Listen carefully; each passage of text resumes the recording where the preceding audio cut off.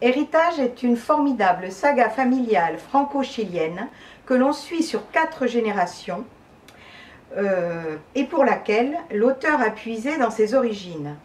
De la France de 1873 au Chili de 1973, du phylloxéra à Pinochet, Miguel Bonnefoy écrit une épopée picaresque imprégnée du réalisme magique de Gabriel García Márquez. Je vais vous lire un extrait du début du livre.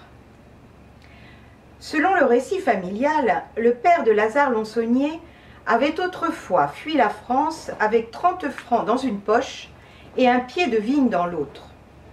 Né à Lons-le-Saunier, sur les coteaux du Jura, il tenait un vignoble de 6 hectares quand la maladie du phylloxéra apparut, sécha ses ceps et le poussa à la faillite. Il quitta ce pays de calcaire et de céréales, de morilles et de noix pour s'embarquer sur un navire en fer qui partait du Havre en direction de la Californie. Le canal de Panama n'étant pas encore ouvert, il dut faire le tour par le sud de l'Amérique et voyagea pendant 40 jours à bord d'un cap ornier où 200 hommes, entassés dans des soutes remplies de cages à oiseaux, jouaient des fanfares si bruyantes qu'il fut incapable de fermer l'œil jusqu'aux côtes de la Patagonie. Un soir qu'il errait comme un somnambule dans un couloir de couchettes, il vit dans l'ombre une vieille femme couverte de bracelets, aux lèvres jaunes, assise sur une chaise de rotin, au front tatoué d'étoiles, qui lui fit signe d'approcher. « Tu n'arrives pas à dormir ?» demanda-t-elle.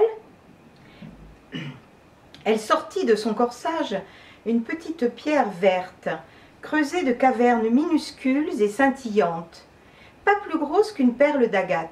« C'est 3 francs, lui dit-elle. Il paya, et la vieille femme brûla la pierre sur une écaille de tortue qu'elle agita sous son nez. La fumée lui monta si brusquement à la tête qu'il crut défaillir. Il ne sut jamais si ce furent les fumées de la vieille gitane ou l'odeur fétide des cages à oiseaux, mais il sombra dans un état de fièvre délirante pendant la traversée du détroit de Magellan, hallucina parmi ces cathédrales de glace, voyant sa peau se couvrir de taches grises comme si elle s'effritait en cendres. Le capitaine, qui avait appris à reconnaître les premiers signes de la magie noire, n'eut besoin que d'un coup d'œil pour deviner les dangers d'une épidémie. « La fièvre typhoïde, déclara-t-il. On le descendra à la prochaine escale. » C'est ainsi qu'il débarqua au Chili, à Valparaíso, dans un pays qu'il ne savait pas placer sur une carte et dont il ignorait tout à fait la langue. À son arrivée, il rejoignit la longue queue qui s'étirait devant un entrepôt de pêche avant d'atteindre le poste de douane.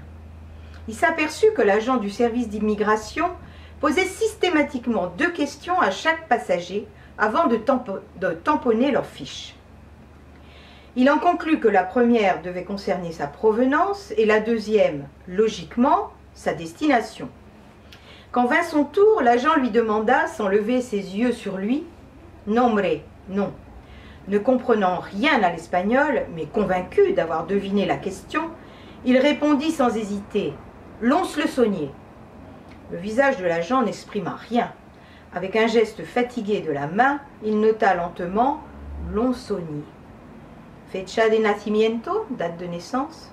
Il reprit « Californie ». L'agent haussa les épaules, écrivit une date et lui tendit sa fiche.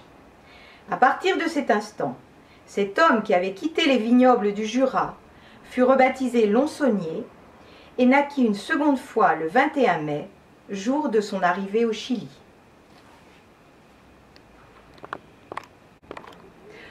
Entre meurtre et disparition, le docteur Laviolette et les inoxydables inspecteurs Cansigny et Larbre reviennent sur le devant de la scène avec le nouveau roman policier de Xavier Caron qui s'intitule L'Angosha.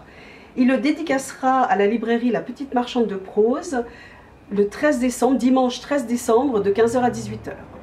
À bientôt!